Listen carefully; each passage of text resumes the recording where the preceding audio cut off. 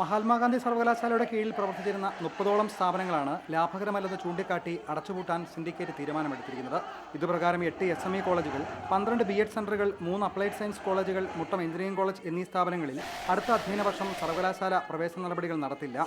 മെറിറ്റും സംവരണ തത്വങ്ങളും കൃത്യമായി പാലിച്ച് പ്രവേശനം നടത്തിയിരുന്ന സ്ഥാപനങ്ങൾ ഇല്ലാതാക്കാനുള്ള നടപടികളുമായി സിൻഡിക്കേറ്റ് ഭരണസമിതി മുന്നോട്ട് പോയാൽ ശക്തമായ പ്രതിഷേധം സംഘടിപ്പിക്കുമെന്ന് വിദ്യാർത്ഥികൾ പറഞ്ഞു. സാധാരണക്കാരൻ്റെ വിദ്യാഭ്യാസ സമൂഹങ്ങൾക്ക് പൂവണിയിക്കാൻ വേണ്ടി നിലനിൽക്കുന്ന മുട്ടം എഞ്ചിനീയറിംഗ് കോളേജുള്ള ക്യാമ്പസുകൾ കാലാന്തരത്തിൽ അടച്ചുപൂട്ടാനുള്ള സിൻഡിക്കേറ്റ് അടക്കമുള്ള പ്രധാനപ്പെട്ട ഭരണ സംവിധാനത്തിന് അവരെ കൃത്യമായിട്ടുള്ള പ്രതിഷേധം അറിയിക്കുക എന്നുള്ളതാണ് SFയുടെ ഏറ്റവും പ്രധാനപ്പെട്ട ഉത്തരവാദിത്വം. 3500 വിദ്യാർത്ഥികൾ വരെ പ്രവേശനം നേടിയിരുന്ന ഇത്തരം സ്ഥാപനങ്ങൾ സൊസൈറ്റി രൂപീകരിച്ച് അതിന് കീഴിലാക്കണമെന്നാണ് സിൻഡിക്കേറ്റ് സർക്കാരിനോട് ശുപാർശ ചെയ്തിരിക്കുന്നത്. അതേസമയം കോളേജുകൾ ലാഭകരമല്ലെന്ന വാദം ശരിയല്ലെന്നും തീരുമാനം സ്വകാര്യ സ്വാശ്രയ കോളേജുകളെ സഹായിക്കാനാണെന്നുമാണ് അധ്യാപകരുടെയും വിദ്യാർത്ഥികളുടെയും ആരോപണം. സ്ഥാപനങ്ങളുടെ പ്രവർത്തനം നിലച്ചാൽ ആയിരക്കണക്കിന് വിദ്യാർത്ഥികളെയും അധ്യാപകരെയും ഇത് പ്രതികൂലമായി ബാധിക്കും.